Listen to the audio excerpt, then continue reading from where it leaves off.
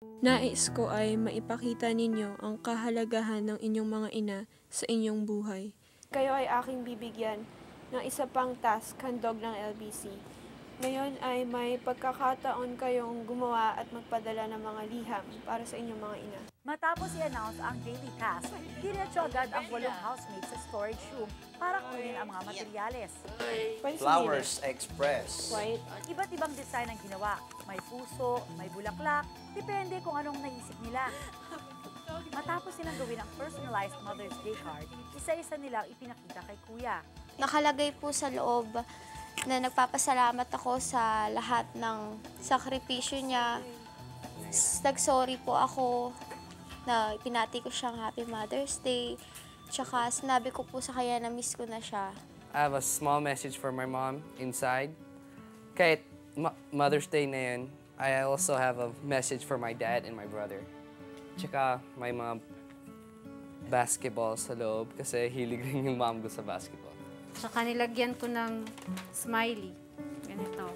Para po pag natanggap to ng nanay ko, palagi siyang nakasmile. Hindi siya iyak. Iyakan po kasi nanay ko. Napakaliit lang, pero napakalaki ng nilalaman sa loob. Sa isang sulat na to, papasaya ko na po sila. Kasi ganito rin yung lagi kong ginagawa pagka birthday niya, tsaka lalo na pag Mother's Day or kaya bibili ako ng card, gano'n.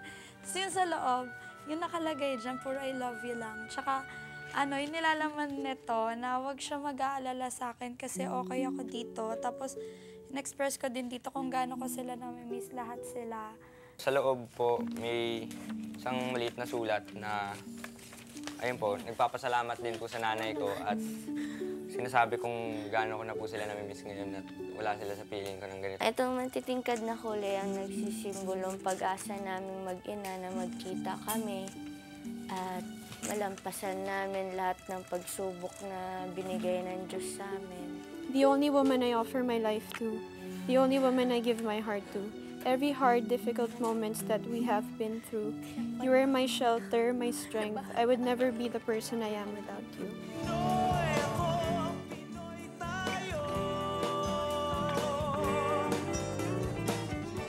Presenting teen housemate Jamila in Ariel Agasang. Claire wears a Rico Escaro design. Matt in Vivo Nazareth and Olin in Lito Perez. Mikey wears Lito Perez while Kim wears Vivo Nazareth. Gerald and Brenda both in Roland Lirio.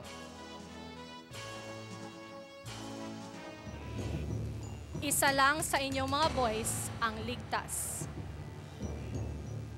I'm happy to announce na tuloy-tuloy ang sagala para sa iyo, Gerald. Matt and Mikey, you are the first 2 nominees for this week. Kay Gerald, kasi po, hindi ko pa po siya ganong kakilala kasi hindi po kami ganong nag-uusap. Kay Kuya Matt, dahil yun nga po, yun rin, hindi po kami ganong nakakausap, hindi ko po siya ganong ka-close. For Matt, kasi sometimes he does his own thing. He's never serious about moments like that po. Pauline, kasi po, she gets mad at... Kasi po, she always gets mad at small things. Kay Olin kasi lumalabas na po ang tunay niyang ugali. Para kay Kuya Matt dahil tingin ko po mataas na po ang tingin niya sa sarili niya. Si Olin kasi kahit alam ko sobrang close po namin magkaibigan. Pero tingin ko po yung sa aking opinion lang po nakikita ko yung iba pong hindi po yata na-appreciate ng ibang housemates yung iba niyang remarks. Kuya Matt, kasi parang siya na rin po nagsabi mismo na parang malapit na rin yung panahon niya umalis. So, palagay ko na-realize na po niya na malapit na rin matapos yung purpose niya dito sa loob ng bahay. Teen housemates, ang bilang ng mga nominado para sa linggong ito ay 3. At ang kukumpleto sa listahan na yan ay ikaw, Olin. Olin, Matt, Mikey, you are the 3 nominees for this week. 2 points kay Kuya Matt, tapos 1 point na lang po kay Jerry. 2 points for Matt. 1 point for Olin. 2 points po kay Olin. 1 point po para kay Kuya Matt. 2 points si Olin. 1 point po kay Kuya Matt. 2 points ko kay Matt. 1 point po kay Mikey. 2 points po si Olin. 1 point si Mikey po. 2 points po kay Gerald. 1 point po kay Oli. Points po para kay Kay Mikey. 1 point para kay Kim.